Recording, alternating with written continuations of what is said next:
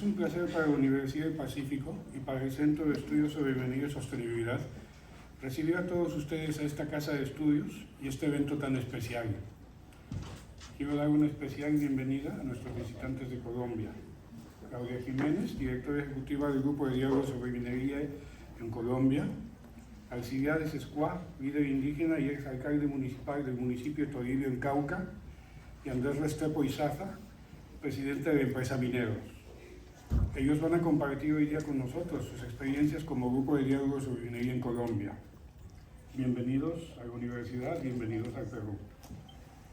Acompañando a nuestros visitantes el día de hoy, tenemos también un panel de expertos que incluye a Beatriz Bosa, líder de empresas familiares y gobierno corporativo en Perú de Ernst Young, Darío Segarra, country manager de Newmont, y Álvaro Hensler, presidente ejecutivo de Mosaico Lab. Nos acompañan también Micaela Rizzo Patrón, gerente general de Perú Sostenible, y Carolina Trivelli, investigadora principal del IEP, quien nos apoyó mucho en la coordinación de este evento. Hoy nos convoca el ODS 16, Paz, Justicia e Instituciones Sólidas, que busca promover sociedades pacíficas e inclusivas para el desarrollo sostenible, así como facilitar el acceso a la justicia para todos y construir a todo nivel instituciones eficaces e inclusivas que rindan cuentas. Es bueno acotar que la minería en el país no es ajena a este proceso. Por un lado, en los últimos meses, el Perú se encuentra en una situación y contexto en el que no hay paz. Muchos ciudadanos sienten que hay un proceso progresivo de deterioro en las instituciones y las relaciones sociales. En este contexto, un país como el nuestro, las demandas y expectativas sobre la actividad minera aumentan. Por otro lado, es claro que la transición energética que se está dando a nivel global no es posible sin minerales y sin actividad minera. Es precisamente por ello que es necesario generar espacios pacíficos, propicios para generar un diálogo, para buscar espacios de compartir y para encontrar alternativas que beneficien a todos. Cabe mencionar, sí, que aquí en el Perú distintas empresas mineras vienen implementando en diversos contextos iniciativas interesantes, algunas acompañadas por la academia, por otros sectores institucionales, por gobiernos locales, regionales y comunidades. Hay experiencias interesantes de diálogo, hay experimentos interesantes de promover desarrollo inclusivo y hay lecciones aprendidas también. Es cierto que es un camino largo por recorrer, es cierto que faltan muchas cosas, pero hay avances y hay razones para ser optimistas. Y en ese contexto creo que es interesante contar en este espacio con nuestros visitantes de Colombia, que nos permiten intercambiar experiencias, aprender lecciones, adaptar algo de lo que ellos tienen y tal vez también compartir con ellos nuestras propias experiencias de lo bueno y las lecciones aprendidas. Entonces, en ese aspecto, quiero darles la bienvenida a este evento en el cual conversaremos con el Grupo de Colombia y expertos para conocer más sobre el tema de cómo promover diálogo. Agradecemos mucho su confianza e interés, gracias, y invito a Micaela para que nos acompañe y nos continúe la sesión. Bienvenidos.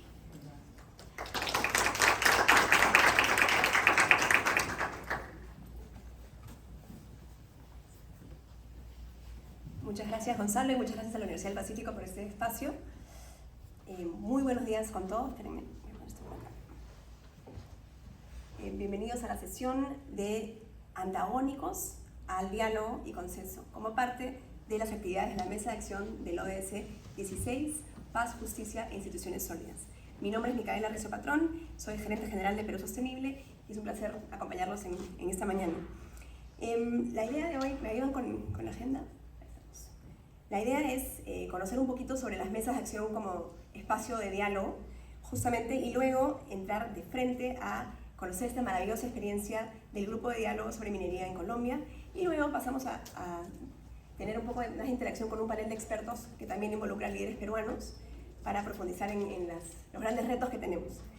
Y finalmente, sí, cerramos con reflexiones finales a cargo de Carolina, y siempre buscamos que los espacios sean interactivos también para la audiencia y se puedan sumar a las diferentes rutas con posibilidad de acción, así que cerramos con una, no se vayan al final para poder activarse ustedes como audiencia también.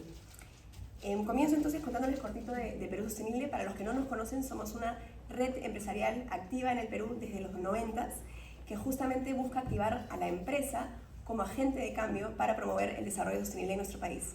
Hoy trabajamos con más de 80 empresas en 20 sectores y las activamos como agentes de cambio para incidir directamente desde sus sectores en el desarrollo, en todos los diferentes retos que tenemos. Avanzamos con la siguiente, por favor. Nuestra tarea como red es conectarlas con diferentes plataformas a nivel internacional, a nivel de liderazgo, a nivel de emprendimiento en Perú, traer herramientas y programas para poder optimizar su gestión en el camino a la ruta de la sostenibilidad y justamente generar espacios como las mesas de acción para esos aprendizajes necesarios y esas sinergias necesarias con diferentes actores, y buscamos visibilizar las mejores prácticas empresariales para promover el desarrollo y seguir activando el motor que es el sector privado para avanzar como país. Siguiente, por favor. Justamente en el año 2018 lanzamos el programa ODS a partir de una alianza con el Sistema de Naciones Unidas en Perú. Y aquí la idea fue activar un movimiento en el que conectes a todas las empresas y los ciudadanos con los grandes retos que tenemos para cumplir la Agenda 2030 y los 17 ODS en esta meta de largo plazo, y también traer soluciones concretas, cosas accionables en donde uno se pueda sumar. Y justamente la idea de las mesas de acción es partir de entender cada problemática específica por objetivo de desarrollo sostenible y luego traer planes de acción concretos que nos lleven a la acción más directa, con un enfoque territorial. Hoy día nos reúne el marco de la mesa de acción del ODS 16, que es Paz, Justicia e Instituciones Sólidas. Esta fue relanzada hace un par de semanas con el grupo impulsor que pueden ver aquí adelante y con instituciones claves para este tema, ¿no? Empresarios por la Integridad, Es Hoy, Mosaico, Social Lab y el Comité de Lectura, como instituciones que buscan conectar también con la ciudadanía y esos temas específicos de transparencia y de diálogo. Avanzamos y aquí les resumo lo que propuso esta mesa de trabajo. Esta mesa ha sido un trabajo de los últimos meses en entender esas problemáticas y esos dolores y traer estas 3 rutas. La ruta de transparencia y lucha contra la corrupción, la ruta de confianza y cohesión y la ruta de representatividad y descentralización. Y justamente en la ruta 2 de confianza y cohesión es clave conocer esas experiencias y esas buenas prácticas de diálogo para poder no inventar la pólvora, sino buscar replicar y potenciar los ejemplos que ya existen. Así que es un placer poder contar con los grandes líderes que nos acompañan hoy día. Entonces, sin más, nos toca hablar justamente del eje de promoción de las experiencias y buenas prácticas, y vamos a mostrar la experiencia del Grupo de Diálogo sobre Minería en Colombia, que es un caso referente en Colombia, donde empresas, comunidades indígenas y sociedad civil han logrado construir un espacio de diálogo para la definición de una agenda mínima de consensos para el desarrollo de la minería en Colombia en el bienestar de todos. Trayendo información clave, creo, para el Perú, dado nuestro contexto, y poder brindar lineamientos para la réplica de estas buenas prácticas. Sin más, para mí es un placer presentar a Claudia Jiménez, bueno, es el grupo, aquí pueden verlo, y comenzamos entonces con presentar a Claudia Jiménez, directora ejecutiva del Grupo de Diálogo sobre Minería en Colombia, Alcibiades Escue, líder indígena y exalcalde del municipio de Toribio en Cauca, y Andrés Restrepo Izaza, presidente de la empresa Mineros. Vamos adelante con Claudia, ¿cierto? Y la diapo la pasada. Sí, ahí la misma perfecto. Claudia, un gusto. Muchas gracias.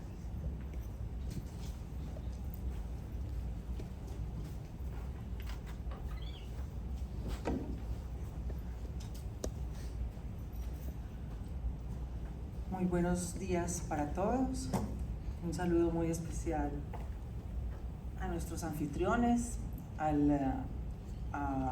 la organización que nos convoca, a Carolina, a la Fundación Ford, a mis colegas de viaje. Muchísimas gracias por estar con nosotros y por acompañarnos a todos ustedes.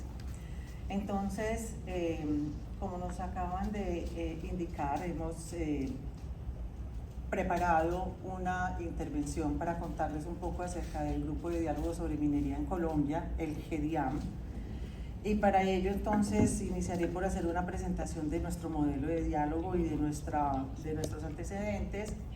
Luego el mayor Alcibiades Escue hablará sobre minería incluyente desde la perspectiva étnica, y luego Andrés Restrepo, presidente del Grupo Mineros S.A., les contará acerca de la posibilidad de coexistencia de las diferentes escalas de minería en un mismo territorio. Y si hay tiempo, o durante las preguntas o durante el panel, podremos hablar de los logros, retos y de algunas reflexiones finales. Como en Perú, la actividad minera en Colombia se desarrolla en territorios con características complejas, porque existen conflictos, tensiones, grupos al margen de la ley y algunas situaciones de violencia.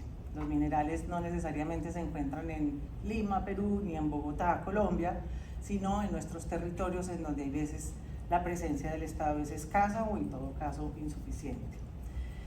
Pero además también compartimos con Perú la existencia de comunidades étnicas y de ecosistemas sensibles desde el punto de vista ambiental, social y cultural. Y eso hace que debamos tener mucha más atención entre la correcta explotación de los recursos naturales y la existencia de estos ecosistemas ambientales también valiosos, también que hacen sobresalir a nuestros países a nivel global, a nivel mundial, y el respeto que debemos a nuestras comunidades étnicas. Y finalmente, hay que decirlo, ha habido antecedentes negativos en relacionamiento empresarial con las comunidades, lo cual ha generado un escenario de escepticismo y desconfianza. Hay que aceptarlo, la actividad minera hoy en día es diferente, en la mayoría de los casos hay una minería moderna, responsable, consciente de su responsabilidad social, ambiental y cultural, pero esto no siempre ha sido así, y ese pasado ha dejado huellas en nuestras comunidades que de alguna manera debemos resarcir. El Grupo de Diálogo sobre Minería en Colombia es un grupo de diálogo multiactor que nació en el 2014, ya llevamos 9 años, yo suelo decir que hemos sobrevivido ya casi 10 años, 4 gobiernos, una pandemia, la primera y la última espero, y aquí seguimos, no sin dificultades, hemos tenido muchos altibajos, hay momentos en los que nuestro diálogo ha fluido y hay momentos en los que realmente hemos casi hecho implosión, hemos tenido que hacer una pausa en la acción, incluso pedir ayuda a algunos terceros, principalmente a nuestros creadores, para que nos ayude a recargar las baterías y a renovar el voto y la convicción de querer sentarnos con nuestros opuestos, porque realmente somos eso, somos un grupo de personas opuestas con respecto a la actividad minera, a lo que consideramos debe ser la actividad minera, y ahora les mostraré un poco nuestra composición. El grupo entonces se creó en el 2014, convocado por la Fundación Ford, que nos acompaña permanentemente, incluso en este viaje a través de Sarita Ruiz, que está aquí siempre acompañándonos, y esto no es indiferente. Quien convoca, quien financia y quien permanece acompañando un grupo diverso como este no es indiferente quien lo sea. La cooperación internacional es una buena fuente de convocatoria y de financiación de un grupo lleno de tensiones y lleno de perspectivas diferentes. Hemos hecho 6 publicaciones hasta hoy durante estos casi 9 años, y yo podría sintetizar el trabajo, el objetivo, la misión, digamos, de nuestro grupo. Tiene que ver con 3 objetivos principales. El primero, conocernos con respeto, con interés, con empatía, es decir, poniéndose en los zapatos del otro, sin juzgar, sin criticar, sin querer convencer, simplemente escuchar y entender de manera concentrada. El segundo objetivo es dialogar, buscar unos consensos a través del diálogo. Esto implica una renuncia a la violencia, y eso es muy importante en Colombia, y creo que en Perú hoy en día también. Es renunciar, así sea, a la violencia verbal, la violencia indirecta, a la violencia estructural y obviamente a la violencia directa. No, el haber elegido el diálogo como la manera para tramitar nuestras diferencias implica una renuncia a la agresión, a la fuerza física o simbólica que podamos tener en nuestro relacionamiento. Y ese diálogo lo hacemos a través de un diálogo informado, Ustedes saben que sobre la actividad minera hay muchos prejuicios, hay mitos, hay verdades a medias, hay abusos de la narrativa también. Entonces para nosotros es muy importante poder confiar en las fuentes de información que llevamos a nuestro grupo y que todos tengamos más o menos la misma información, o por lo menos estemos de acuerdo en un diagnóstico sobre, por ejemplo, el perfil minero del oro en nuestro país. Y eso lo hacemos con base en expertos. Ahora les voy a explicar la metodología. Entonces ese diálogo debe ser informado, a través del cual tratamos de buscar consensos. Y profundizamos en lo que nos une, no en lo que nos separa. El mayor Alcibiades y yo, por ejemplo, o los empresarios, o la academia, o ONGs que están representadas en nuestros grupos, tenemos profundas diferencias, pues esas no las tocamos. Ni siquiera nos sentamos a conversar sobre ellas, porque seguramente va a ser mucho más largo y difícil, y tampoco es el objetivo convencernos de nada. Realmente el objetivo es buscar lo que nos une y desintoxicar un poco la conversación de lo que nos separa. Y en temas de actividad minera o de aprovechamiento de recursos naturales hay mucho más de lo que uno se imagina que nos une. En el fondo, realmente en el fondo, todos los 15 que estamos ahí sentados buscamos el interés general.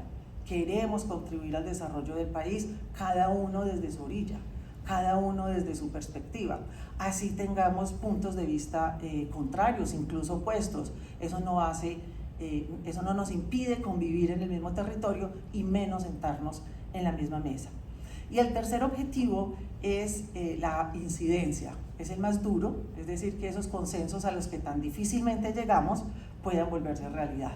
Hay muchas decisiones que no dependen de nuestro grupo. Tenemos 3 destinatarios de nuestras propuestas o de nuestros consensos.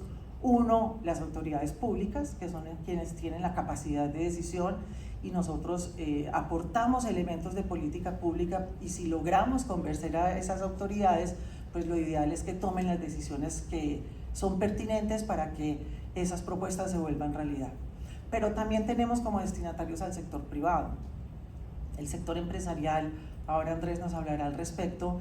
Está en un momento histórico retador que debe liderar sin ambigüedad, sin temor, con valentía, diría yo, esa posibilidad de transformar realidades, porque la institucionalidad colombiana, peruana, no me permitiría para nada ningún juicio de valor, pero vemos que nuestras institucionalidades están por lo menos en transición. Podría decirse crisis, podría decirse cambio, transformación, pero por lo menos es un momento de cambio importante, no solo climático, ¿no? También hay un profundo cambio en muchas de las variables estructurales de nuestras sociedades, y el sector privado es un sector privilegiado con una gran responsabilidad, porque todavía inspira confianza a la opinión pública. No siempre y no en todo caso, pero por lo menos en Colombia. Yo quisiera hacer el ejercicio con Perú, ya tenemos la tarea. Existe la data que nos dice que una de las instituciones que más favorabilidad o menos desfavorabilidad tiene frente a los jóvenes, que son una fuerza de poder hoy importante en nuestros países, es el sector empresarial. Y eso hay que capitalizarlo, eso hay que optimizarlo. Me vas diciendo cuando me quedan 5. Y voy en el segundo slide, no puede ser.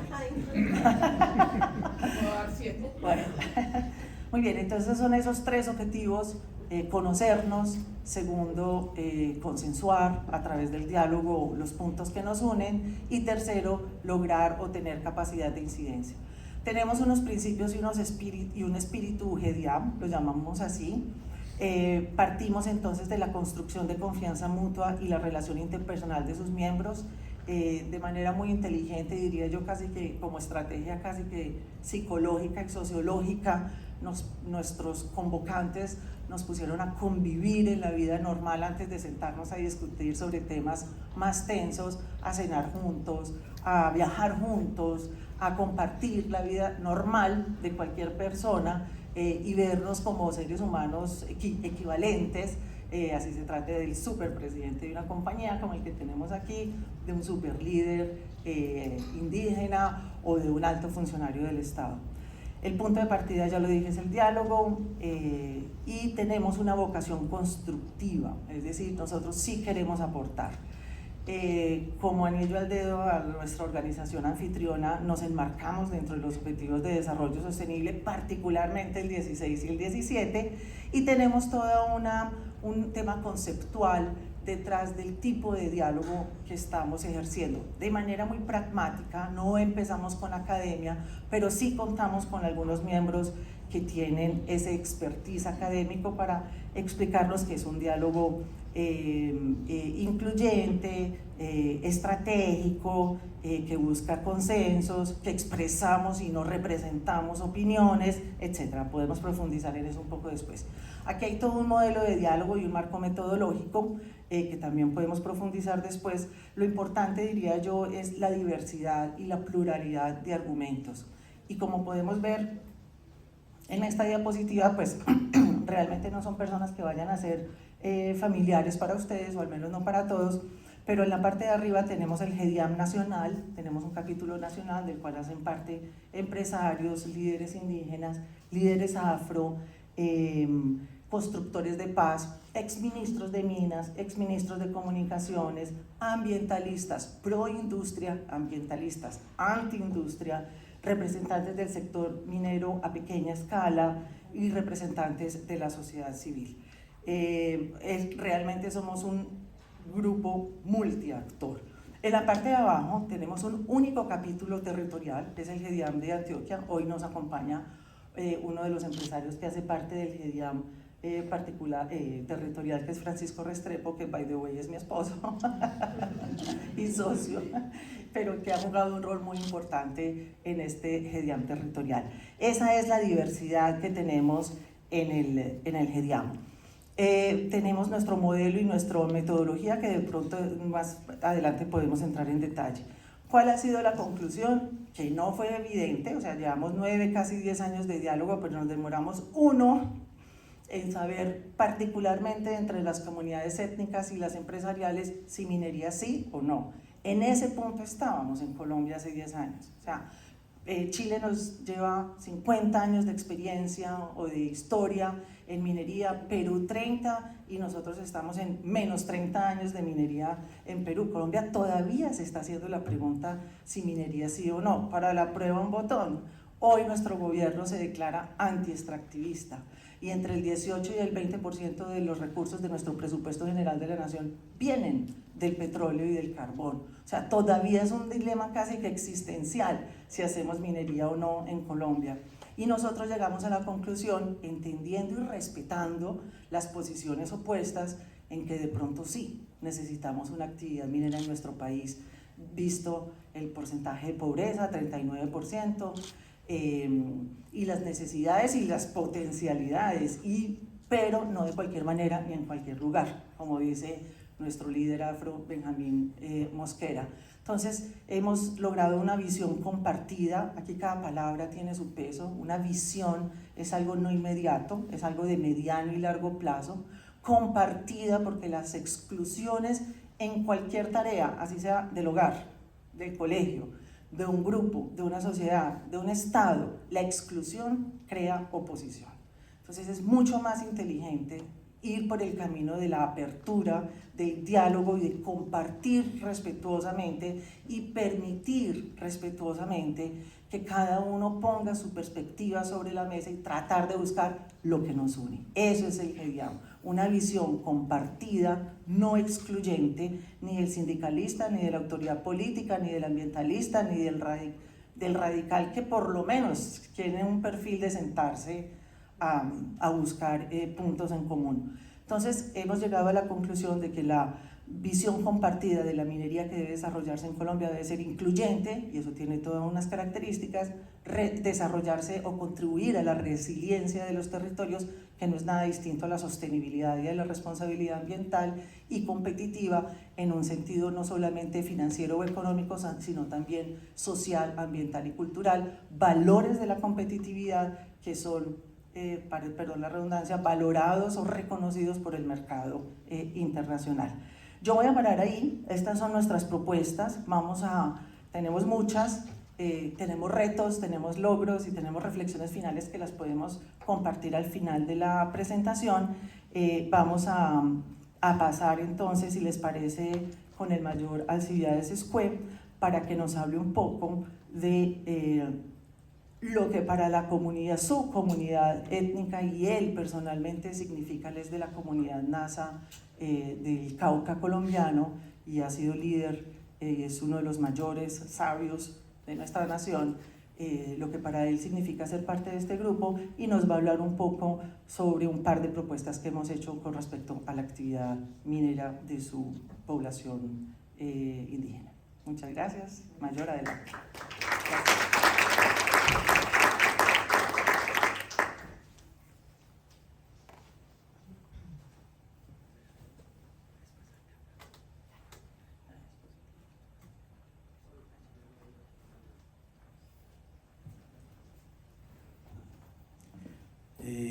Buenos días, un gusto saludarlos, agradecer por la invitación y poder expresar nuestra experiencia aquí en Perú y con todos aquellos que han organizado este espacio. Para mí, como miembro del GEDIAN a nivel nacional en Colombia, cuando hablamos de minería incluyente, que fue una decisión que nos demoramos alrededor de 2 años, tratando de definir esto, la pregunta es: ¿qué es eso de minería incluyente? Hemos venido avanzando y hemos podido desarrollar, y aquí voy a presentar una primera propuesta que se ha consensuado en el grupo del GEDIAN después de varios debates. La primera propuesta que tenemos es que en Colombia se requiere de una agencia para el diálogo intercultural. No existe ese espacio en el tema de minería, independiente que a nivel institucional exista algo que se llama en Colombia la Mesa Permanente de Concertación entre el gobierno nacional y los delegados de organizaciones de pueblos indígenas en Colombia. A partir de eso pensamos que esta agencia estatal tiene que tener una naturaleza jurídica que debe ser autónoma, tanto financiera, económicamente, también tener esa capacidad de autonomía administrativa, técnica y financiera. Creo que esa es la naturaleza que hemos tratado de definir, que debe estar adscrita al Ministerio del Interior, Ministerio del Gobierno, anteriormente, y nos parece que esa es una tarea.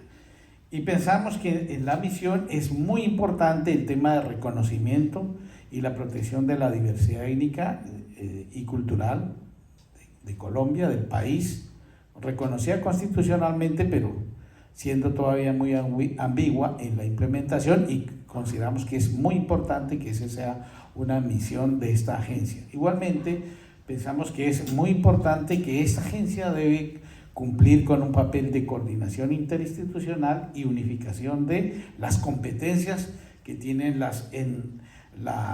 digamos, el aparato del sistema de gobierno colombiano, que está muy dispersa y nos hace ser muy importante. Y tercero, vemos que es necesario que implemente los mecanismos para el diálogo intercultural, y por esa razón consideramos importante la agencia.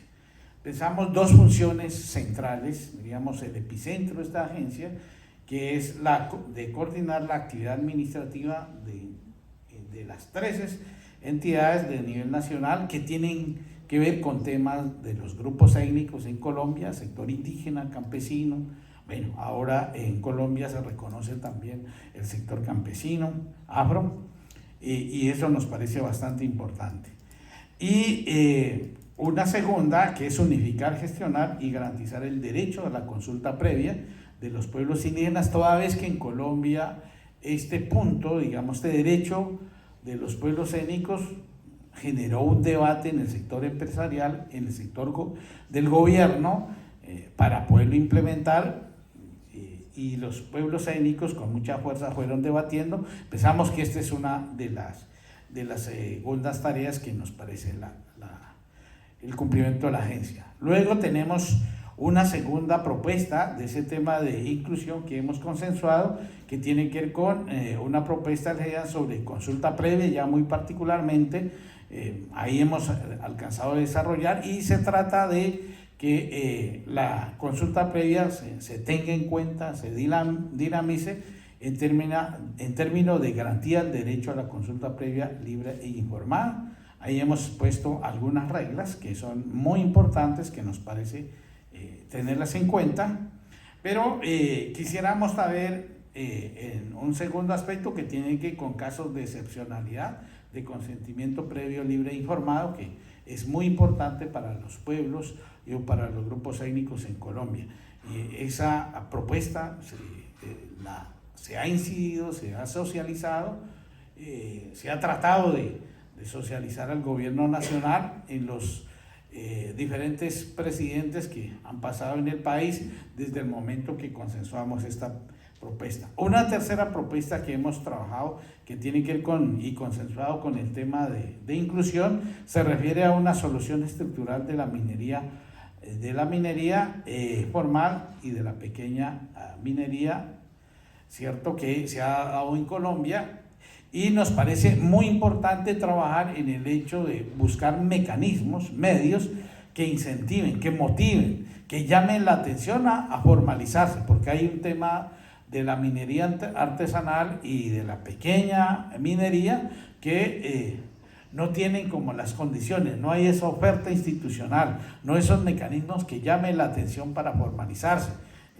Hay ese temor, entonces cómo generar en el debate en esa minería artesanal y la pequeña minería, motivarlos a formalizarse, porque el país está muy afectado. Ese tema nosotros le llamamos de la minería ilegal, bueno, implementado por actores que a veces promueven mucho la violencia y van satanizando también esa actividad minera, la pequeña minería y la minería artesanal. Ahí hay unos elementos que hemos podido trabajar y eso nos parece muy importante para aumentar la viabilidad y la sostenibilidad de la pequeña minería, incluyendo los mineros informales en vía de formalización. Un cuarto elemento que hemos trabajado, que yo voy a tener un poquito en este es digamos, como el plus del diálogo minero en Colombia. Vendría uno la pregunta, nosotros hemos ido consensuando, yo cómo trato de incidir en las organizaciones tanto indígenas, afrocolombianas o en el sector campesino, cómo trato de incidir. Entonces hemos visto que una estrategia muy práctica del Grupo Gedian es promover la minga empresarial. ¿Qué es la minga empresarial? La minga es un concepto de pueblos indígenas que es el encuentro para una actividad productiva, económica, social o cultural, donde todas las familias se agrupan y desarrollan una actividad. Entonces, hemos cogido este concepto, generó resistencia, sin embargo, ahora lo hemos acogido, digamos, y le hemos dado valor, y en ese sentido con esta minga empresarial nos encontramos aquí con los integrantes de la Mesa Nacional de Concertación, que es la relación directa comunidades indígenas, Estado, Gobierno Nacional, y con ellos empezamos a debatir y socializar todo lo que hemos pensado. Hemos construido con el tema de minería incluyente, resiliente y también competitivo. Ese ha sido uno de los mejores ejercicios. Hemos hecho 6 mingas empresariales en el 2018. Bueno, la pandemia trató de detenernos esa dinámica, sin embargo lo logramos mantener. Hoy, con los cambios de directiva de las nuevas organizaciones, estamos tratando de restablecer ese trabajo y trabajamos una agenda que tiene que ver con principios de relacionamiento, ese fue el primer tema de debate y conversación en la minga empresarial. Unos temas de mutuo reconocimiento, es muy importante. Cuando digo reconocimiento, son problemas que están viviendo el sector empresarial, problemas que están viviendo los grupos étnicos, asuntos comunes, y ahí hemos venido tratando de avanzar. Y sobre esos temas, un tercer tema es búsqueda de consensos a partir de ese debate. Y sobre eso, pues, lo hemos organizado aquí en unos bloques. Tenemos un bloque y unos temas bastante desarrollados, avanzados. tenemos ese bloque de principios de relación, pero aquí dale mucha importancia al tema de confianza, ¿okay? Y de franqueza en la conversación, ¿no? Que eso ha sido también un valor importante, poder expresar las organizaciones indígenas con el grupo GEDIAN y el sector empresarial, que permita conversar, igual el sector empresarial, hablar con franqueza, y creo que eso ha sido muy importante. Doy relevancia a ese tema. También nos parece muy importante el tema de la minga empresarial, es el tema de la visión de desarrollo y bienestar, que se tiene que relacionar con los planes de vida, que es una tradición de los pueblos indígenas, de las organizaciones afros, y avanza ese relacionamiento, poderlos incorporar. Ahora, por suerte, se ha incorporado en el Plan Nacional de Desarrollo, que es otro mecanismo. Eso contribuye con el Grupo GEDIAN, nos están dando, entre comillas digo, la razón del debate y la construcción colectiva que hemos hecho en el Grupo GEDIAN. Hemos hablado de ordenamiento territorial, que nos parece muy importante. Hemos hablado de las normas que reconocen desde el orden internacional, como es el convenio 169 de la OIT, y como su implementación. Hemos hablado también de los estándares internacionales. Créame que en los pueblos indígenas no conocíamos que habían unos estándares internacionales que obligan al sector empresarial a cumplirlas. Nosotros desconocíamos, hacíamos prejuicios, pero hoy le damos mucho valor, producto también del diálogo minero y de las zonas mineras indígenas. En Colombia existen zonas mineras indígenas en un marco del Código Minero anterior. Se da reconocimiento, tienen esa titularidad colectiva y tienen prelación. Se miró como una estrategia de preservar los territorios, pero entiéndase de que también tienen obligación de extraer y generar alianzas. Finalmente, hemos podido hablar en el tercer bloque el tema de consulta previa. Ahí hay el tema de tipología, el tema de estudios de impacto ambiental, los impactos sociales y ambientales, ordenamiento territorial. Son temas que están en la agenda y no lo hemos podido avanzar. Procuramos este o el próximo año tratar de avanzar. Por último, diría la minga, los retos que la minga empresarial hemos encontrado y propuestas tienen que ver con el tema de generar confianza. Ahí hemos podido desarrollarla, construir una visión de desarrollo compartida, me parece que es muy importante. Y un tercer tema, el tema de ordenamiento territorial, que son dos lógicas, dos miradas desde la cultura de Occidente, muy legítima, pero también de la cultura de los grupos étnicos, que también es legítima, y es hacer esa comprensión de lo que es el ordenamiento territorial. Y finalmente una visión de lo que es el medio ambiente, mientras que para el sector empresarial el uso del territorio hay que hacerlo, usufructuar del territorio es importante. Para los pueblos indígenas la lógica es decir que el territorio es nuestra casa, pero también es nuestra madre. Una visión, diríamos, física, pero también una visión espiritual del territorio, y estamos en ese ejercicio de diálogo que nos parece muy importante en el tema ambiental. Muchas gracias, muy amable, y esperamos seguir conversando.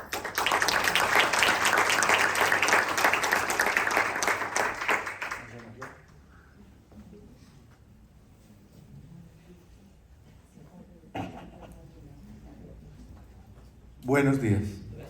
Bueno, a mí me toca rematar aquí y voy a tratar de recoger algunos de los comentarios. No voy a entrar todavía ahí. Algunos de los comentarios de Claudia y del Mayor.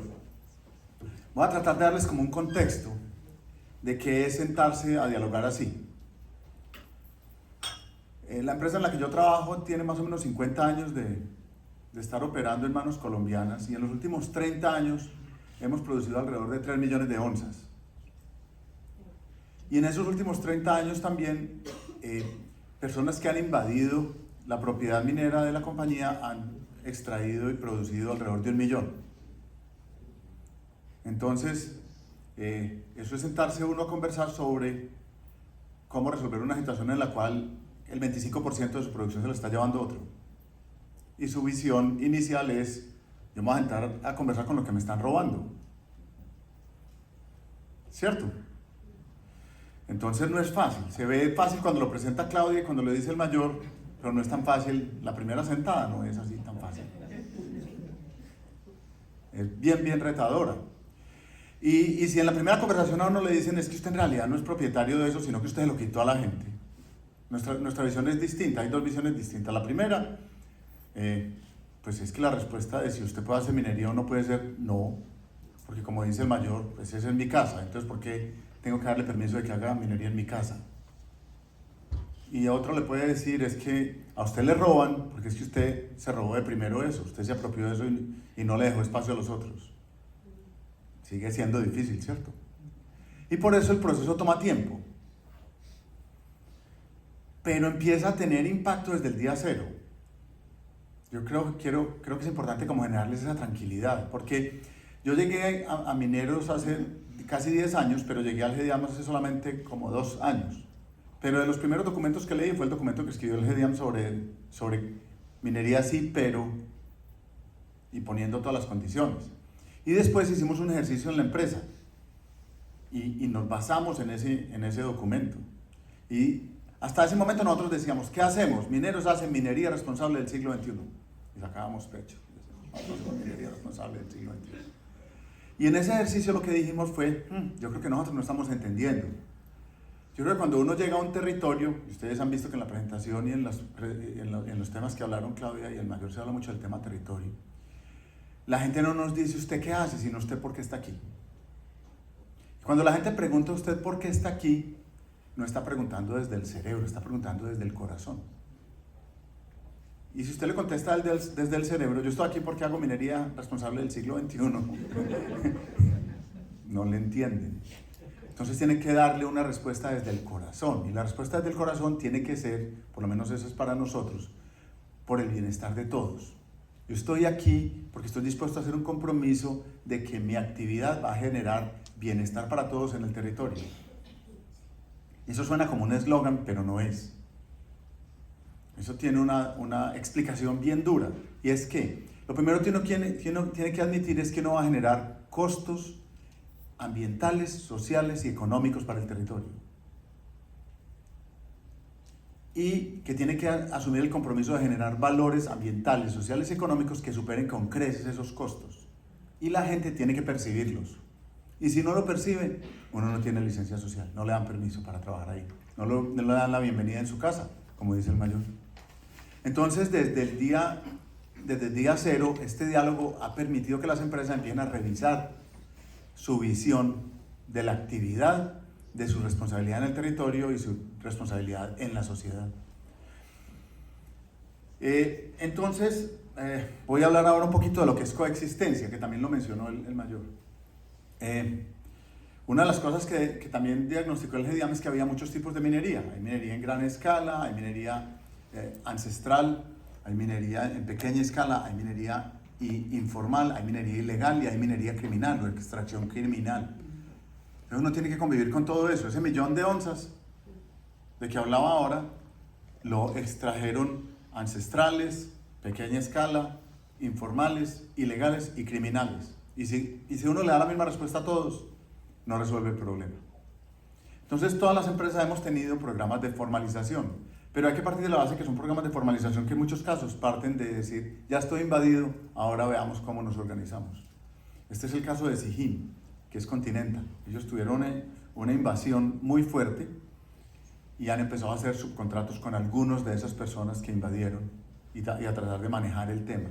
Ya tienen alrededor de unas 363 personas beneficiadas y 3.600 onzas de oro producidas dentro de esos contratos de formalización sin uso de mercurio. Pero tienen todos los problemas del mundo. Este año ha habido varias personas muertas al interior de la mina porque sigue habiendo personas criminales buscando sacar el mineral. Entonces no es ni 5 de fácil, pero no nos rendimos. Aprendemos y vamos mejorando. El otro caso es de Gran Colombia, es una mina tan antigua como Mineros, invadida durante mucho más tiempo que Continental, y ya tienen 1.250 mineros vinculados a 55 unidades de producción minera. Y han producido casi que el 40% del mineral que ellos procesan es extraído por esos mineros. Y me voy a detener más en el caso de nosotros, porque me parece que refleja un poquito esa construcción de confianza, como voy de tiempo. 3 minutos. No, es que el tiempo cambia mucho. Miren qué tan simpático esto. Al principio simplemente les dijimos, nosotros les cedemos parte de la propiedad y ustedes resuélvanlo. Es el primero. Después dijimos, hagamos un contrato de operación con solamente uno. Y nos demoramos después de eso 2 años como para tener confianza con esa persona. Y ahora tenemos más de 8 personas trabajando con nosotros con un contrato de formalización. Entonces, el mensaje que les quiero dar es que uno puede coexistir y va aprendiendo. Y se ha logrado. Hay que darle tiempo, hay que tener paciencia. ¿Cuál es el último mensaje que les quiero dar? Que voy a tener que sacar las gafas, ya me calculan la edad. Lo primero, aquí no se trata de privatizar la relación entre los pequeños mineros y las grandes empresas. No es algo que se hace en privado, es algo público, a la luz de todos y a la vista de todos. Y con otro actor que es muy importante, que es el Estado. El Estado tiene un papel clave y fundamental que jugar en este proceso. Debe ser una relación tripartita, debe ser como una mesa de 3 patas que nunca escoja. Cuando es de 2 es muy inestable la relación, porque es como lo que yo gano usted lo pierde, o viceversa. El Estado tiene que mediar y tiene que proveer incentivos para la formalización. Siempre es mejor negocio ser informal o ilegal que ser formal. Entonces, usted tiene que tener un incentivo para formalizarse y el Estado provee ese incentivo. Y eso conecta muy bien con el 3 y con el 4, y es que nosotros no reemplazamos las funciones del Estado. Nosotros no tenemos, por ejemplo, Mineros no tiene guardias armados, no tiene nada de eso. Cuando nosotros tenemos una invasión, reportamos a las autoridades ambientales y a las autoridades de policía y pedimos que lo retiren, y lo retiran de tiempo en tiempo. Pero siempre coexistimos con entre 20 y 30 unidades de producción que están invadiendo, con respeto. Están al lado, se ríen, nos saludamos, pero cero uso de la fuerza. No reemplazamos al Estado en eso. Y tiene que entender el territorio. Uno tiene que llegar a un territorio y escuchar, y decir cuáles son las necesidades que ustedes tienen, y cómo quieren ordenar el territorio. El Bañor también se refería a eso. Y luego ver, uno tiene que partir de la base de que pronto la respuesta es aquí, no. Y hay zonas en Colombia donde hemos hecho propuestas de desarrollar la actividad y nos han dicho gracias, pero no gracias. Entonces decimos, ok, chao, nos vamos. Entonces, todo esto para decirles que esto se puede, que no es fácil, que no siempre es chévere, pero que sí se aprende. Y que hay que tener paciencia porque hay procesos que toman muchos años. Ayer tuvimos una reunión y algunos de los asistentes a la reunión nos decían 4 años, 9 años. No, yo llevo 27 años de casado, ya me acostumbré. Pero empieza a rendir frutos desde el día 0. Desde el día 0 uno empieza a aprender, empieza a darse cuenta de la visión que tiene el otro. Y empieza, más de lo que uno cree, a revisar la manera como se aproxima a la interacción con los demás, pero también como gerencia. ¿Ya? Se acabó el tiempo. ¿Me pasé 1 minuto? Ok. Ya, gracias.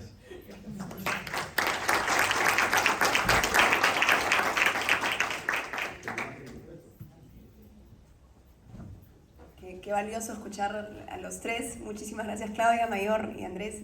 Realmente inspirador y mucho por hacer aquí también, mucho por conversar.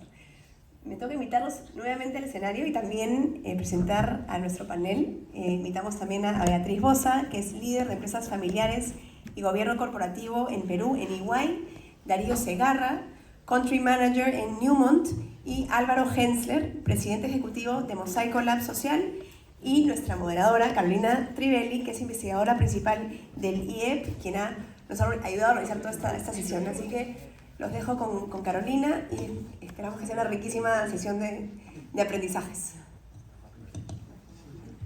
Gracias, Mica. No, yo me voy a quedar parada para controlarles el tiempo, porque si no ustedes hablan demasiado. Yo soy aquí la ley. La institucionalidad. La institucionalidad, exacto. Muchas gracias, tremendo panel. Les voy a dar una ronda de 5 minutos a nuestros 3 panelistas para que hagan un comentario general. Hemos discutido con ustedes algunas preguntas, área de pregunta, para después darle un espacio de respuesta a nuestros invitados y que haya una segunda ronda de 3 minutos para cada uno, si les parece. Entonces, comenzamos con Beatriz. Vale, gracias. Gracias, Carolina. Estamos en una escuela de negocios, quizás la mejor del país, donde aprendemos que estrategias sin finanzas es solo sueños y que una estrategia sin implementación son solo deseos. Y los egresados dominan las técnicas y los sistemas de gestión empresarial para dar resultados como es necesario, ¿no? Y cómo llevar la empresa del punto A al punto B, sobrellevando todos los obstáculos que en un país como el nuestro son inmensos. Gracias a Micaela Rizopatrón hemos oído este panel, y yo me pregunto si es que estamos formando a los líderes que el mundo de hoy necesita.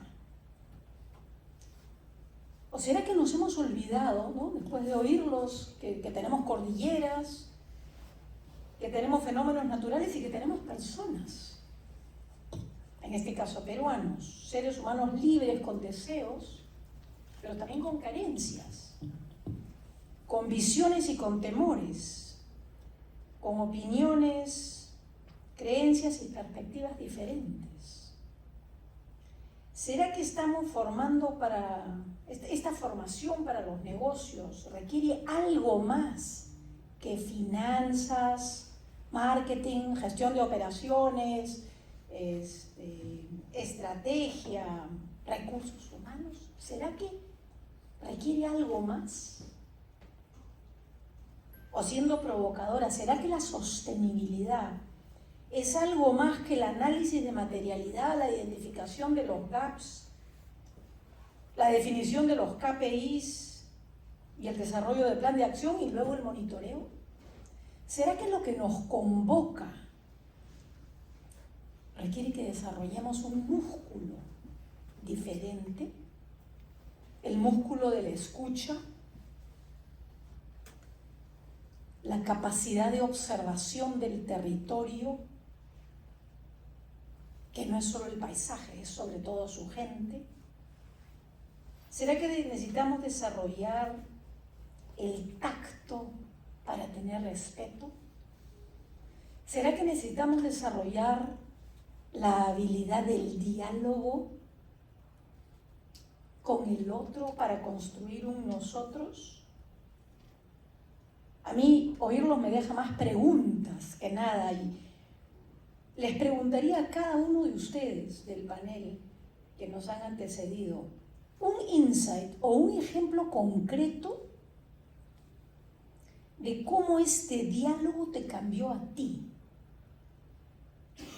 No sé si ahorita hacemos la pregunta, entonces te paso, querido Andrés, y después a Claudia, después al mayor. Pues yo creo que di la respuesta en mi presentación. O sea que no te oí. No, pero la puedo reportar, no. Yo diría que el gran insight es, tú estás hablando ahí de estrategia. Cuando uno, qué bueno que nos dijiste que estamos en una escuela de negocios. ¿Qué es una estrategia? Es de las palabras que uno usa y cuando se la ponen a definir, hace la cara así como... Una estrategia es una fórmula para ganar. Es bien simple. Y ese es el principal, lo que hace el gerente de una compañía es eso.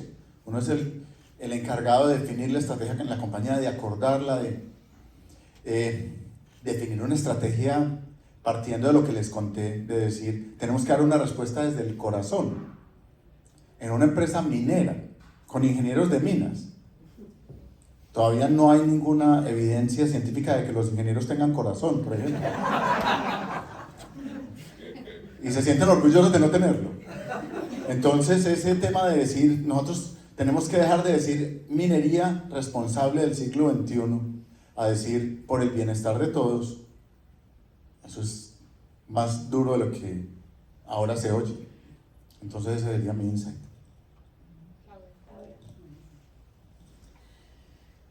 Sin duda,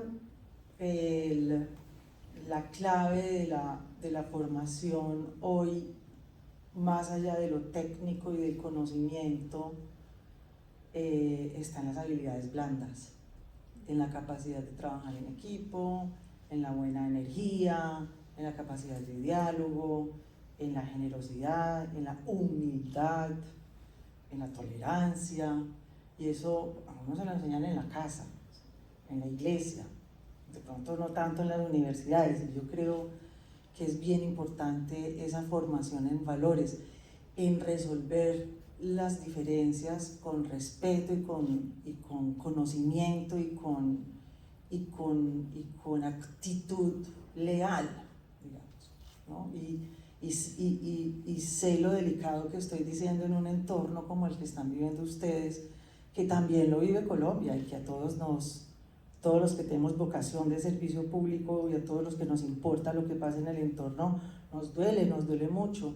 Y si estamos en una academia, yo creo que hay que, nunca es tarde para empezar. Yo no conozco los pormenores del desarrollo de la historia peruana, conozco lo que todo el mundo conoce, una inestabilidad, unos altibajos y una economía siempre progresando, pero ¿hasta cuándo? ¿Hasta cuándo puede ir la economía bien y el país mal? Eso es insostenible de manera eterna. Entonces yo creo que la formación desde el hogar hasta la universidad tiene ahí un reto bien importante, y si de pronto se coordinan y planean esa necesidad de formar en habilidades blandas en 10, 15 o 20 años, una generación por lo menos. Esto no es para mañana, ¿no? Estos son cambios estructurales profundos. Probablemente se pueda ver otras sociedades en Colombia y en Perú. Mi cambio personal es todo. Yo fui la directora de la reforma del Estado del 2002 al 2004, tuve el honor de servirle al país al lado del presidente Álvaro Uribe Vélez durante sus 8 años de gobierno, primero como directora de la reforma del Estado, después como embajadora y finalmente como ministra consejera de la presidencia. ¿Cómo sería que el presidente Uribe me decía a mí la generala? ¿No? De mucha ejecución, y a mí el GEDIAM, y aquí al mayor le consta, hay mucha gente que me ve hoy en día y me dice, yo necesito a la Claudia de Uribe, del presidente de Uribe, porque digamos que he madurado, creo yo, y se me ha abierto una puerta personal, intelectual y también profesional de aprender a incluir, diría yo. ¿Para qué es el poder? El poder es para permitir ejecutar lo que uno cree que está bien, muchas veces por encima de otras visiones y convicciones. No hay tiempo, para mañana, no le estoy pidiendo su opinión, necesito la respuesta, El cambio hacia adentro, Andrés dice, hemos tenido incidencias hacia afuera, pero también hacia adentro. Hay veces las cosas se demoran mucho más, pero perduran mucho más cuando no es la imposición de nadie, sino que es una creación colectiva en la que todos nos identificamos. Yo eso lo aprendí hace 9 años. Gracias, Claudia. Mayor. Bueno, muchas gracias. Yo quiero comentar 2 cosas. La primera, a mí me formaron, y cuando fui conociendo, metiéndome en el tema académico, me dijeron que hay una película que se trabajó hace alrededor de 40 años, el CRIC, y el CRIC es el Consejo Regional Indígena del Cauca, y entonces nos mostraban la visión del rico, ¿cierto? Y representaban al diablo. Entonces decían que el rico estaba en contacto con el diablo, algo satánico, ¿verdad? Y que nosotros éramos, digo nosotros los pueblos indígenas, éramos azotados por el diablo. Imagina esa máscara que yo fui entendiendo y colocando con ese prejuicio, ¿no? Del rico. Ahora, dígame de los mineros. Muy agresivo, muy agresivo. Entonces, Pero luego fui entendiendo la relación. Oiga, voy a hacer esa relación. El nosotros como pueblos indígenas, una percepción colectiva. Luego entendí a los otros, ¿cierto? Una nueva propuesta, nueva visión, que tampoco es nosotros. Y luego el yo, entender ese yo, ¿no? Cosa muy difícil, un poco hasta en filosofía y en la política bastante extrema. Y entender al otro y entender al yo me ha sido muy importante. Entonces, ese entender, yo fui quitando las máscaras. Les dije, sí, la película es educativa, pero te genera violencia, digamos, simbólica muy, muy fuerte. Y nosotros no solo vivimos la violencia simbólica, sino la violencia directa, que es la que más daño nos ha causado. Bueno, las dos causan mucho daño, pero dijimos, no, aquí estamos viviendo ese problema, ese es un problema estructural, no sé, de vida. Alguna vez le decía, desde la cosmovisión, NASA dice que nosotros somos orígenes, venimos del Sol y de la Tierra, esa es la percepción. Y dice que en los orígenes crearon primero a unos seres espirituales. Pero esa procreación de los primeros seres espirituales fueron totalmente violentos, caóticos. Entonces, el Uma, que es el Sol, Uma, que es la Tierra, y Tai, que es el Sol, dijeron, no, hay que procrear unos segundos. Y los segundos fueron otros seres espirituales que en nuestra lengua le llaman el Isatuesh, y en el Isatuesh, que es otros seres espirituales, los crearon para tratar de armonizar y generar control a los primeros. Entonces ahí viene esa enseñanza, la pregunta que yo me he hecho. Entonces en nosotros, en la procreación, hasta en la creación, fuimos violentos. ¿Vamos a continuar así? La pregunta que me he hecho. Yo he concluido que no, que hay que cambiar. Entonces viene un cambio ya de nosotros los seres materializados, que hay que hacer ese cambio. Entonces entiendo yo la violencia directa y la violencia simbólica, digo, no, hay que hablar con el otro. Porque culturalmente también dice que hay que entender la tierra, que hay que entender los otros espíritus, que hay que entender a otros, y para entender hay que dialogar. Entonces ahí viene la raíz del diálogo, y eso a mí me ha permitido cambiar. Entonces yo dejé de ser agresivo, me despojo de algunas razones, muchas razones, y empiezo a quitar máscaras, ¿no? Y ahí creo que apertura. Sarita Ruiz, que está aquí de la Fundación Ford, dice, uy, ¿cómo usted ha crecido? ¿Cómo tiene esa habilidad de ser tan paciente? No me ha conocido.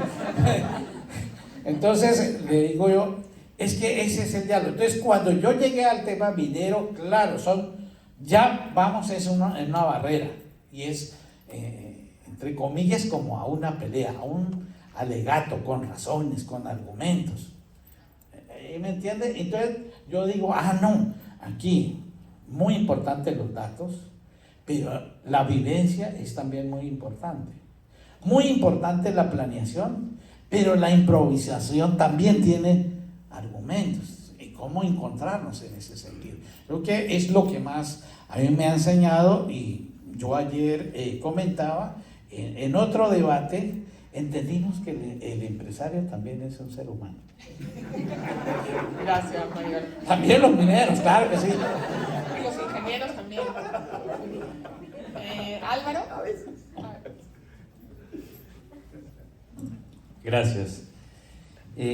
Yo soy de alma mater de esta universidad. Si este foro fuese sobre el ODS 8, crecimiento económico, estoy seguro que hoy esta sala estuviese repleta. Ahora está raleadita. Y porque creo que los peruanos, quizás los colombianos más, no hemos entendido aún la importancia que es la escucha y diálogo en el país. Y es paradójico, porque el crecimiento y el progreso del país históricamente siempre se ha parado y ha retrocedido porque nos peleamos entre peruanos. La independencia del Perú fue tardía y larga, no por la potencia de los realistas españoles, sino porque nosotros nos peleamos entre nosotros. En la guerra con Chile la perdimos en parte y tuvimos 10 años de reconstrucción, no tanto por la potencia chilena, sino porque nos peleamos entre nosotros. Recordemos a Avelino Cáceres, Iglesias y Nicolás de Piero. Ni hablar del siglo XIX, que estuvo plagado de militares provincianos que se peleaban entre ellos para tener el poder. 1930, una guerra civil con Sánchez Cerro, que terminó con la matanza de Chan Chan. Terrorismo, conflicto interno, ni siquiera hasta hoy nos ponemos de acuerdo si es que es conflicto interno, y eso para algunos es pecado mencionar esa palabra. Y claramente fue la querer imponer una ideología, pero también por la baja escucha que tuvieron muchos en la Sierra del Perú, que se adhirieron a esa maligna propuesta ideológica. Y cuando llegamos al 2000, un aparente consenso democrático de un capitalismo popular y abrazar la democracia, y pensábamos que habíamos llegado al fin de nuestras peleas, nos cruzamos un poco de brazos, nos abrazamos el crecimiento económico, pensando que era la solución a todos nuestros males, y poco a poco nuestro país fue decayendo aceleradamente desde el 2016 en adelante, y comenzando a aparecer efectivamente varios periodos de conflictividad, básicamente minera y ambiental. Y la última la hemos tenido hace un par de meses, con docenas de muertos, cientos de heridos, propiedad privada y pública totalmente afectada, y a pesar de nuestra historia reciente de conflictividad y nuestro ADN histórico de pelearnos, esta sala no está llena. Porque pensamos que la escucha y el diálogo es un medio para alcanzar algo, si es que hay un resultado superior. Pero creo que lo que hemos aprendido los amigos colombianos, y lo que aún nos cuesta como peruanos entender, es que la única manera de poder generar una nación sostenible es si nos escuchamos y dialogamos, como un fin per se. Y además de eso, cuando entendemos los problemas que tiene el país, que muchos son similares a los de Colombia, y con esto termino esta primera intervención, yo creo que hay 3 causas estructurales de nuestra aún fallida noción de nación. Uno, nuestro bajísimo nivel de confianza interpersonal. La encuesta mundial de valores de hace 2-3 años, que evalúa 80 países del mundo, de todos los niveles socioeconómicos, de todos los continentes, hace la pregunta: ¿confías tú en otro compatriota? Y Perú es el último de los 80 países. Y aparte lo duro es que no solamente desconfiamos del que no conocemos, sino que confiamos relativamente bajo del que conocemos, y el que es nuestro amigo y nuestro familiar. En términos relativos somos el último en ambos indicadores. Nuestra confianza interpersonal es bajísima. Y como decía a veces Beatriz, ¿qué estamos haciendo en las universidades para tener líderes que puedan generar esa confianza? El otro elemento es que vivimos en una sociedad tremendamente centralista y tremendamente segregada. Hasta la cordillera de los Andes nos hace ver que estamos divididos. Nuestra naturaleza es estar divididos, y por ende, ¿qué hacemos deliberadamente para estar unidos? Bueno, y finalmente una desidia, y me encanta la intervención de Beatriz, una desidia por el resultado, la efectividad, la eficiencia del crecimiento económico, y una apatía y lejanía de las instituciones y la importancia que éstas tienen. Las instituciones como el GEDIAM, que es un muy buen ejemplo, y las instituciones que defienden a toda la población, no solamente a aquellos que tienen la capacidad de poder acceder a buenos bienes y servicios. Y por eso creo que la escucha y el diálogo es fundamental como fin en sí mismo para poder recuperar la posibilidad de ser una democracia funcional y tener un Estado que funcione, una sociedad que se respete. Pero estamos muy lejos de ese estadio. Y en parte, acá no es responsabilidad de grandes líderes, es nuestra propia responsabilidad y nuestra lejanía de querer genuinamente escuchar la opinión del otro, sentir que no todos son diablos, que todos somos seres humanos, y tener la capacidad de cambiar nuestras mentalidades hacia la capacidad que hay otro diferente tan valioso que yo, independientemente de dónde haya nacido o esté parado. Gracias, Álvaro. Le voy a dar la palabra a Darío, pero antes quiero dar cuenta de que la Universidad del Pacífico sí está comprometida con el tema. Tenemos al rector con nosotros en esta sala, o sea que la universidad sí está. Escuchemos a ver al diablo. Venga. El ingeniero, a ver. Ingeniero y empresario. A ver. Ahora tengo que hacer que me saque la máscara. Bien, bueno, agradecer por la oportunidad de estar aquí, disfrutando mucho de este compartir. La intervención de Álvaro, nos conocemos algún tiempo, me ha hecho gatillar algo que no tenía pensado compartir, pero a razón de la sala, hace unos pocos días estábamos con Carolina en un coliseo con 4.000 personas. Y algo los unía, ¿no? La gente había venido de todas diferentes provincias y distritos. Claro, nos esforzamos mucho por la convocatoria y así, pero al final es una decisión, voy o no voy, ¿no? Le dedico 2 días, hay que viajar 1 y hay que cubrir costos, etc. Y era un grupo de personas que bajo muchos estándares nosotros diríamos que son personas vulnerables, que son personas que tienen una serie de, bajo los estándares también, de falencias. Pero ante esta convocatoria tomaron la decisión de subirse al vehículo que pudieran encontrar, desde donde tengan que venir, por horas, y pasar 2 días allí todos juntos. Y con una algarabía, con unas ganas, con una fuerza de aspiración que era imposible no contagiarse. Esta es una experiencia que para mí es el aterrizaje de un proceso de aprendizaje, un proceso de diálogo, un proceso de escucha del otro, donde no llegamos con una receta, no llegamos con un marco lógico que hay que hacer check, check, check de la estrategia diseñada en un salón de varias personas muy brillantes, sino construir un espacio y dejar que la fuerza de la aspiración de las personas vaya construyendo un camino, como vamos acompañando. Yo tengo la sensación que el diálogo tiene esa potencia, que además cuando el diálogo es en tiempo de paz, cuando es atemporal, cuando nos permitimos tener el tiempo, creo que es muy potente, porque efectivamente nos damos la oportunidad de escuchar y nos damos la oportunidad de aprender. Y de ahí yo quiero trasladarles una pregunta. Nos han hablado ya del aprendizaje individual. Yo tengo curiosidad por el aprendizaje de esas instituciones a las cuales no representamos, pero de la cual llevamos un poco la voz y el sentir, ¿no? ¿Cómo se genera ese proceso hacia adentro? Porque coincido yo con lo que hemos dicho, que estamos en un inmenso desafío de construcción de ciudadanía, de construcción de nación. Ese es el desafío, ese es el gran desafío.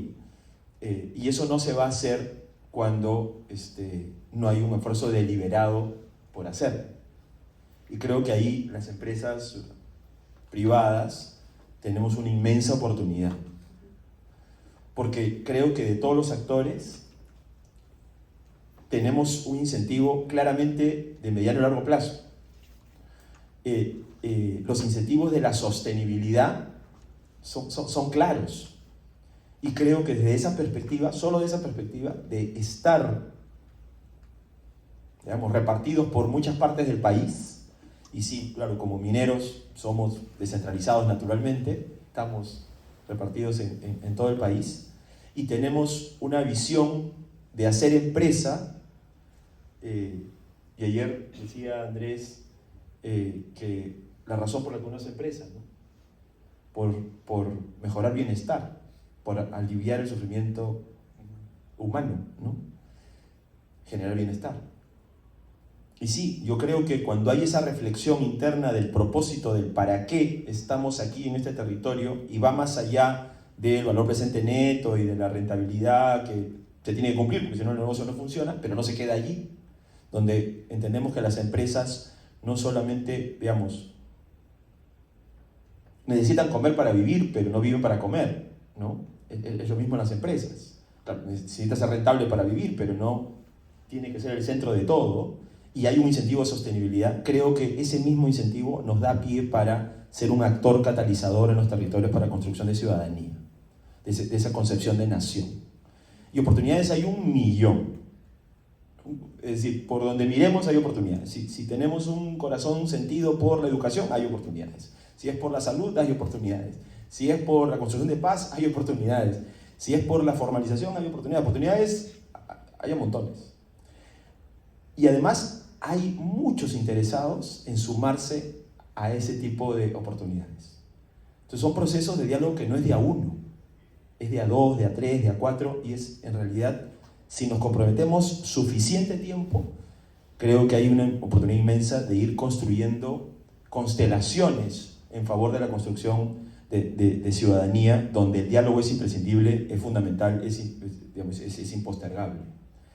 Ahora, yo creo que esa reflexión de poder construir ciudadanía, donde creo que nadie se va a oponer, donde ese punto de llegada es más o menos parecido para todos, y el diagnóstico del punto de partida también.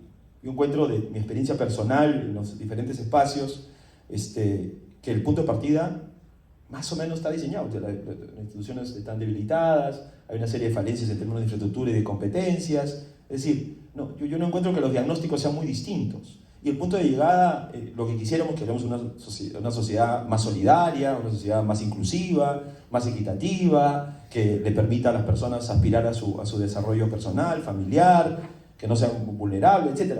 El punto de partida y el punto de llegada son más o menos similares. El tema está en la trayectoria. Y en la trayectoria creo que tenemos que asumir un proceso mucho más resiliente, mucho más convencido, mucho más atrevido, mucho más articulador, mucho más catalizador, y creo que ahí hay un espacio, porque no es posible construir ciudadanía sin solidaridad, y no es posible construir solidaridad si es que no aprendemos a escuchar al otro y a construir a través de la perspectiva también del otro, cuando la agenda del otro es también mi agenda. Y ahí creo que está una gran oportunidad. Entonces, bueno, nada, solo a manera de pregunta, en esta construcción de solidaridad, en esta construcción de ciudadanía, necesitamos, si bien en estos diálogos no representamos, necesariamente no somos elegidos como representantes de instituciones, sí es importante ese trabajo de incidencia para seguir creciendo en esta constelación y que sea una forma de hacer ciudadanía, una forma de vivir en sociedad, el diálogo, el acercamiento, la construcción de espacios solidarios. Buenísimo, gracias Darío y Álvaro. Creo que esta pregunta es sumamente importante que ha dejado Darío puesta, ¿no? ¿Cómo se relacionan ustedes de lo que hacen en el GEDIAM y lo que aprenden en el GEDIAM, lo que acuerdan en el GEDIAM con sus propias comunidades, con sus grupos de interés, con los empresarios, con exfuncionarios públicos, con las comunidades indígenas, y cómo es esa transmisión de aquello que consensuaron en el GEDIAM con esos grupos? No sé, Claudia, si quieres pensar. Muchas gracias. Yo creo que eso depende mucho del grupo de interés al que uno pertenece. Es diferente, la respuesta del mayor va a ser diferente, la de Andrés, que es la cabeza visible de un grupo económico, pues tiene que rendir cuentas a su grupo económico.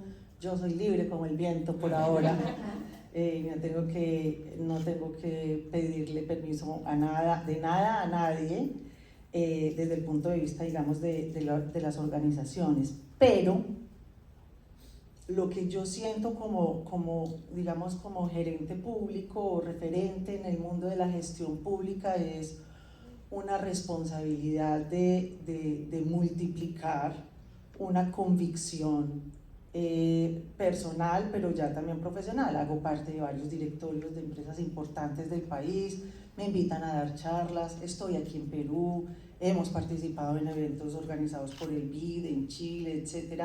Entonces yo creo que la clave desde mi perspectiva, mi posición, desde mi orilla, es poder ampliar la onda y multiplicar y entusiasmar e inspirar a la gente que nos escucha o que nos invita para aprender a caminar juntos.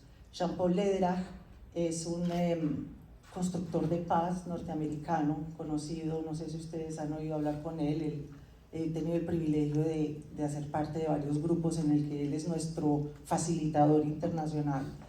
Y habla de eso, de aprender a caminar juntos, incluyendo nuestros enemigos, nuestros opositores, para no llamarlos enemigos. El lenguaje cuenta mucho, ¿no? Es bien importante tener cuidado con las palabras.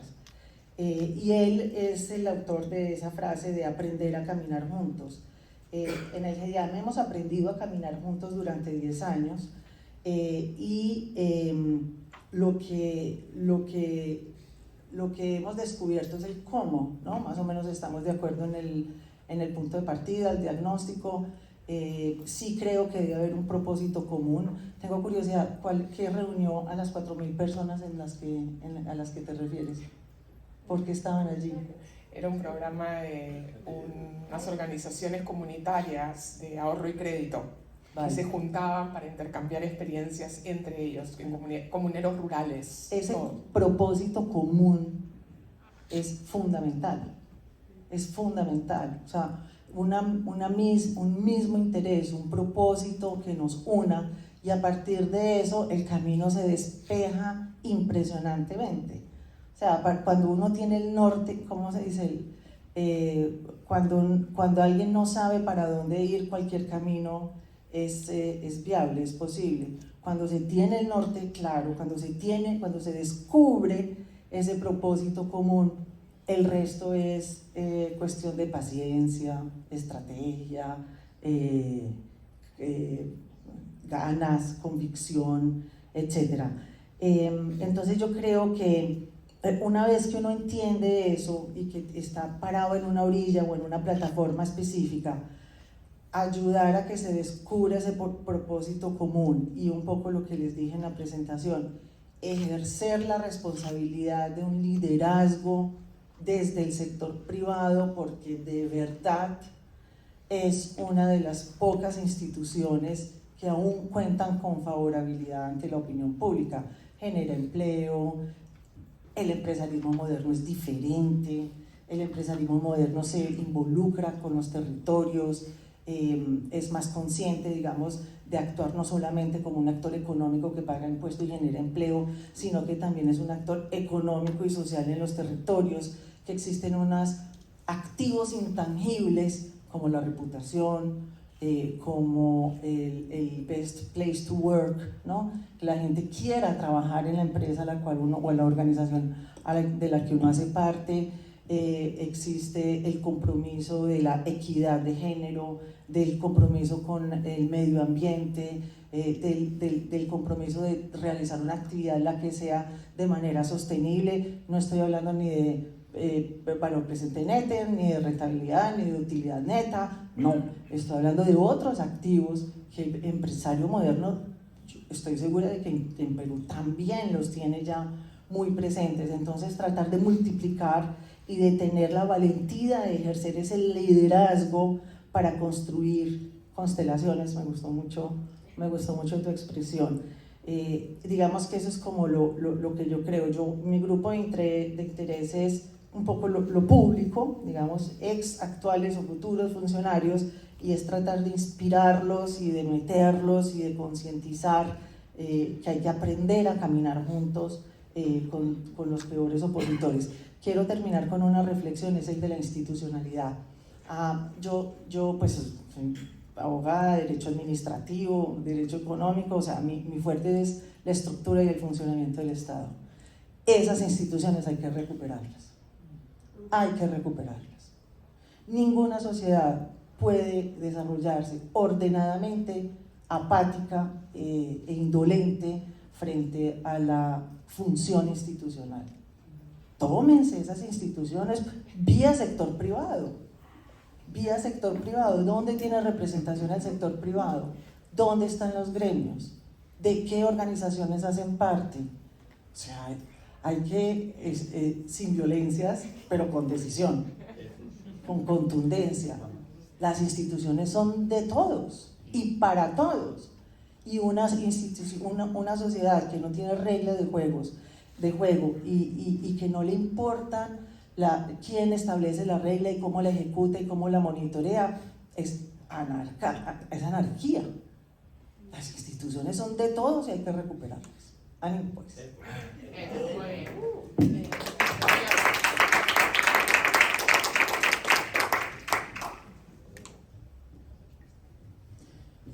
Mira, el trabajo, hay un asunto, no me he dedicado a autoevaluarme, pero a nivel nacional y particularmente en la región, no sé por qué me creo,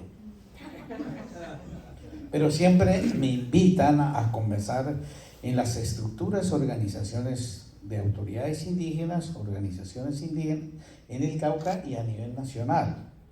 Ahora mismo hago parte de un grupo de líderes a nivel nacional para reflexionar cómo cambiar, es la pregunta, cómo cambiar. He logrado identificar dos problemas, diríamos estructurales, que es una consecuencia de la violencia directa en Colombia, seguramente alimentado por la violencia simbólica, en el sentido de que hay una ruptura del tejido social, cultural, territorial, y yo le agrego espiritual, de los pueblos indígenas. O sea, la tarea es cómo volver a reconstruir. Para reconstruir hay que conocer la historia y no repetir la historia. Y para reconstruir hay que conocer el problema interno de cada sector indígena que lo ha generado la ruptura, pero también conocer qué está soñando las nuevas generaciones. Una tarea muy difícil.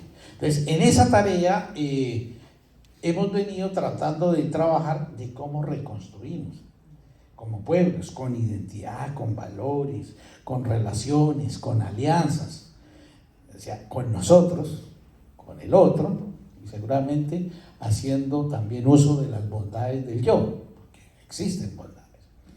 Entonces, esa ha sido como una de las tareas que he venido tratando de trabajar, de indagar. La segunda tiene que ver con un problema estructural, que es también consecuencia para mí, por dos razones. La primera es ese tema de visión económica de los pueblos indígenas, que es otra lógica, pero existe una realidad. Si yo me quedo en la lógica, tengo razón. Si yo desconozco la realidad, mi lógica no me va a funcionar. Es como yo trato de entender mi lógica, pero también trato de entender la realidad y sobre eso ir construyendo. Entonces, hay un propósito de cambio.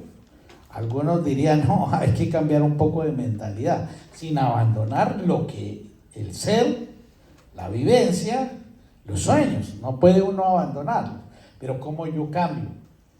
A propósito, creo que ese ejercicio de esos dos problemas nos ha permitido yo mantener una interlocución, diríamos, bastante fluida a nivel de las organizaciones, ir creando como, diríamos, grupos de reflexión, de análisis, de contexto, de estudio, que nos permita ir ocupando nuevas generaciones.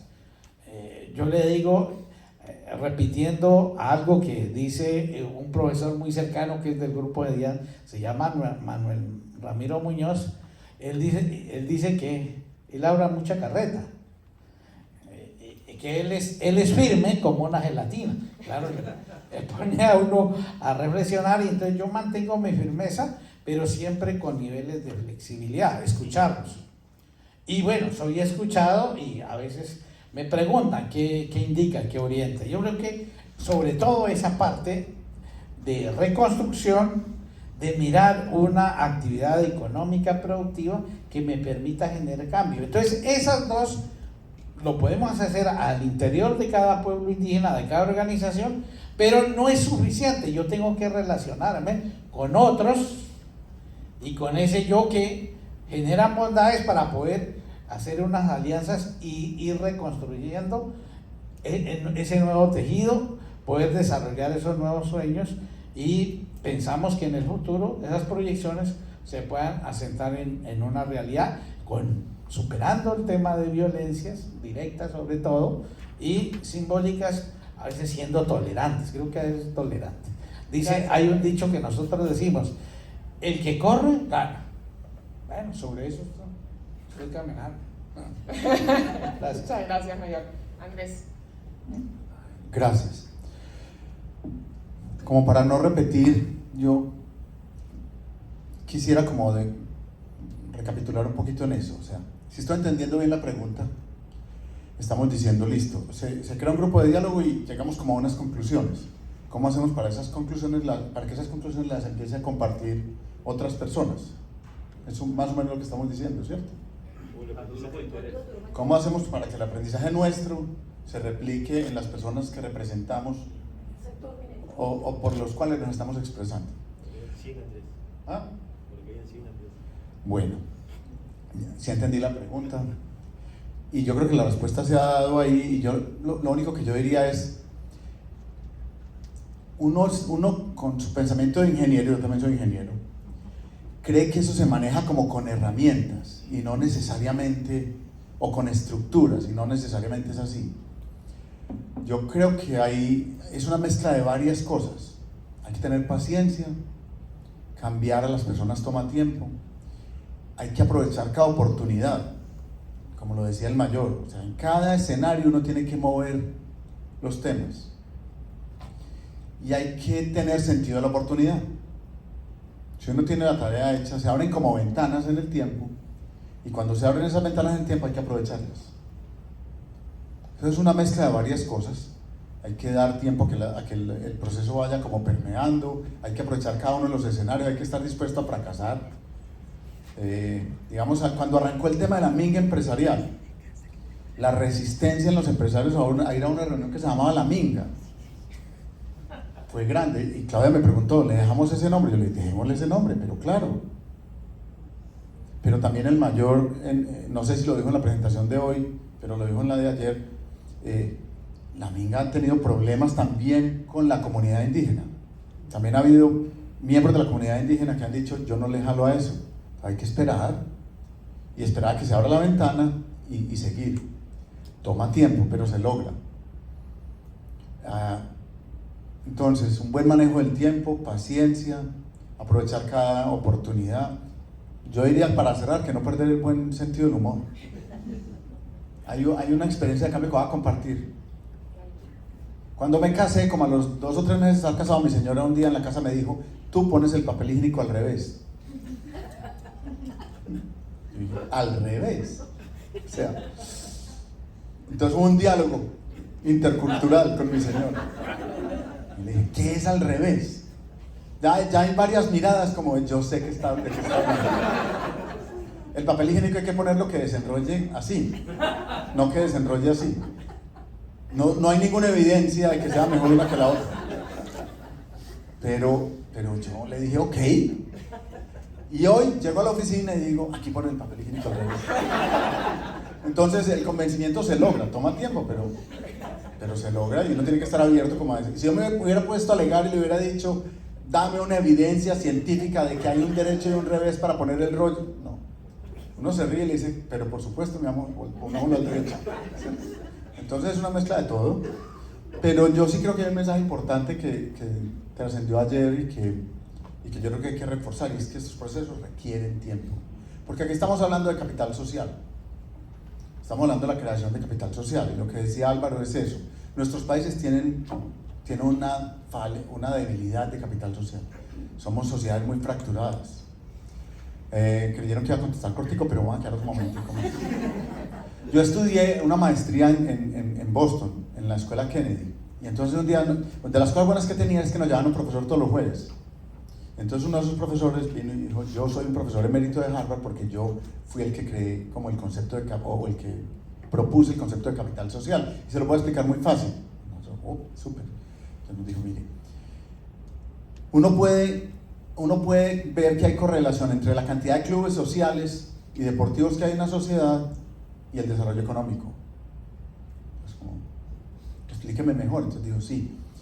Mientras más interacciones sociales haya en una sociedad, interacciones sociales relajadas, más posibilidades hay de que usted, por ejemplo, yo necesito un ingeniero de minas. y esté conversando con alguien que conoce un ingeniero en minas que necesita empleo.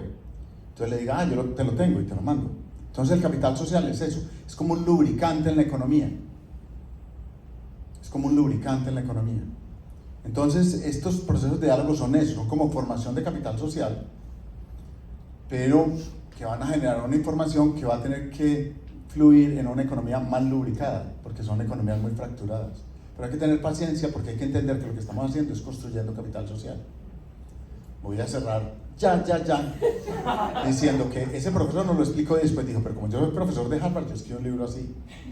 Hice unos modelos econométricos tremendos para que mis colegas dijeran, wow, qué tan inteligente usted, y me dieran tenure aquí en la universidad. Pero el concepto es así de simple. Después hubo una conferencia en ProAntioquia sobre capital social y yo dije, uy, a mí ese tema me interesa cantidades. Y entonces había un conferencista colombiano que se echó una conferencia de 2 horas, durmió a todo el mundo, nadie entendió que era capital social. Y todo el mundo dijo, ese tipo es brillante. Pero nadie entendió, y a eso me referí también en la reunión de ayer. Todos los conceptos se pueden presentar de manera simple y se pueden aprender. Y uno tiene que tener paciencia, pero tiene que tener la capacidad de explicarlo de manera simple. ¿Entendieron el concepto de capital social? Estrategia, habíamos hablado de estrategia, rector, de capital social. A mí me debían dar una cátedra en esta universidad. Gracias, Andrés. Estamos súper pasados de tiempo, pero nos hemos cambiado el tiempo de las reflexiones finales que ya las han hecho ustedes, pero le voy a dar 1 minuto a cada uno para un mensaje final sobre por qué esto es importante que lo discutamos hoy día aquí en el Perú. Álvaro.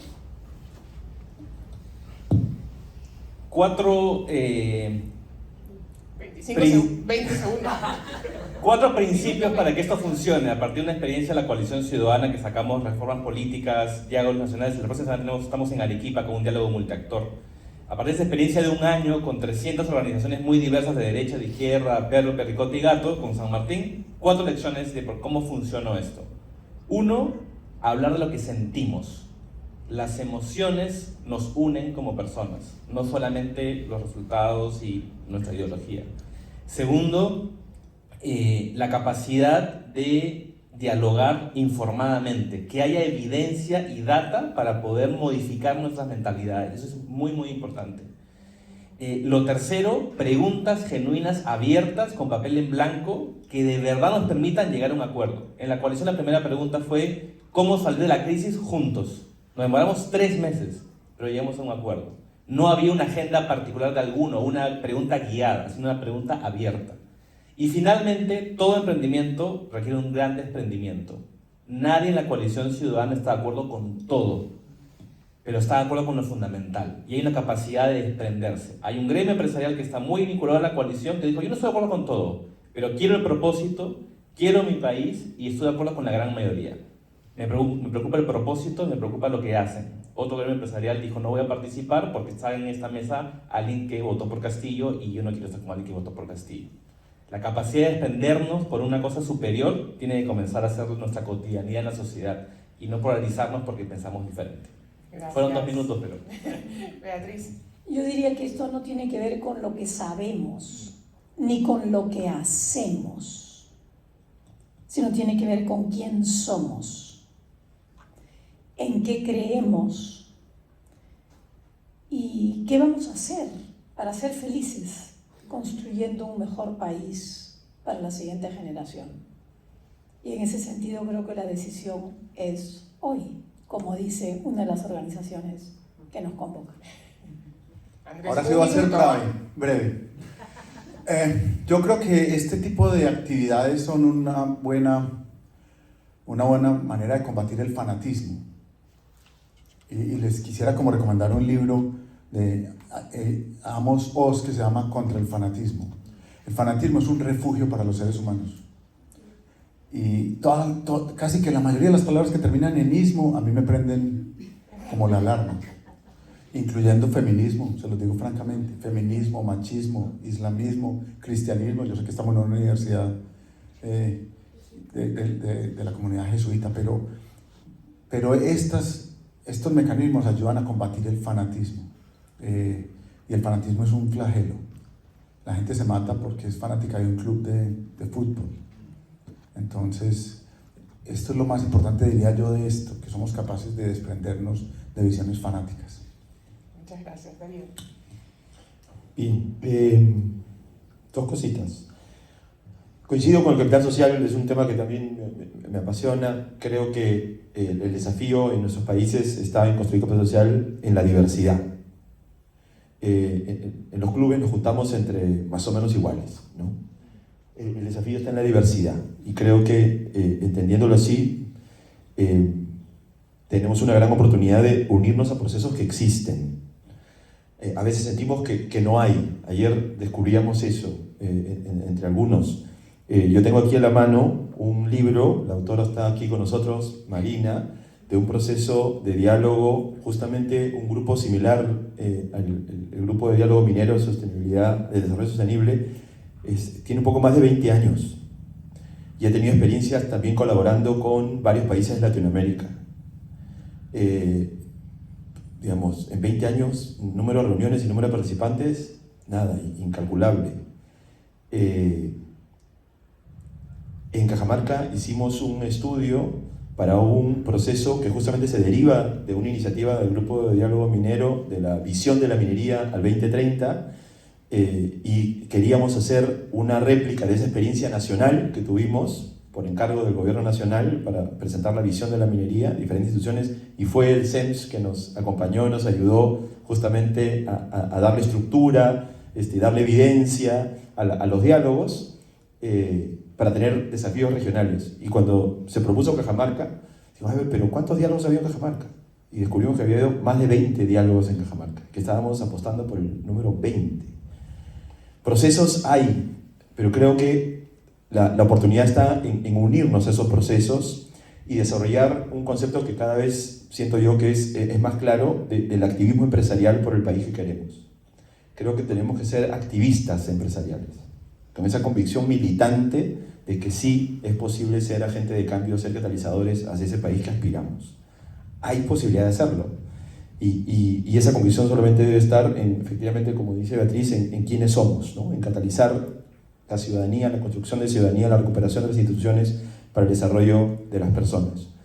Hay un modelito muy simple que a mí me acompaña mucho, es escucha para atender, escoge en qué puedes contribuir, ponle todo el rigor, toda la ciencia que aprendiste en la universidad, el colegio, todo lo que tengas en rigor para que pueda funcionar, para que tenga resultados, y luego involúcrate con fervor, ¿no?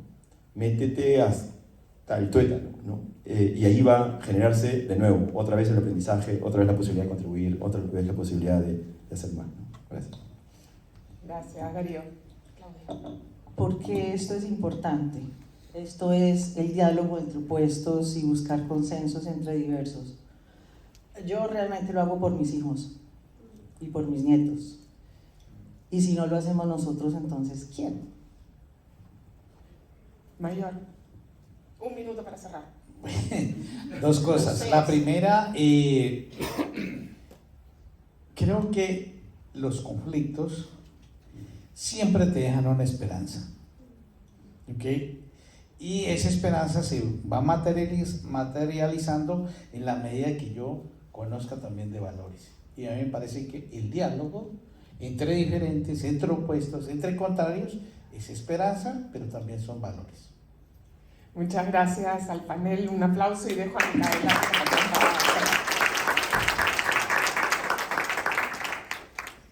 Súper inspirador. Gracias a cada uno de ustedes, Carolina, Mayor, Claudia. Me movía mucho con lo de los hijos. Darío, Andrés, Beatriz, Álvaro. Creo que nos llevamos todos y vamos a difundir esto por redes porque creo que mucha gente lo debe escuchar.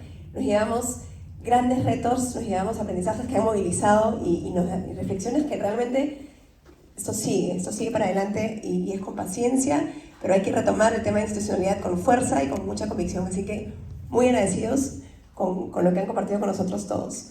Vamos rapidísimo con el código QR para los que se quieren activar más, ¿okay? Aquí van a poder acceder a un formulario con las diferentes rutas y las oportunidades para que se sumen a la acción, se sumen a los diferentes espacios de diálogo, de transparencia, de herramientas que hay en torno a atender la lucha contra la corrupción. Hay varios frentes y ustedes pueden sumarse a esas actividades que hay en los siguientes meses y todo esto lo compartimos siempre con los que están registrados y felices de seguir difundiendo. Eso es por nuestro lado. Hacemos una foto grupal de cierre.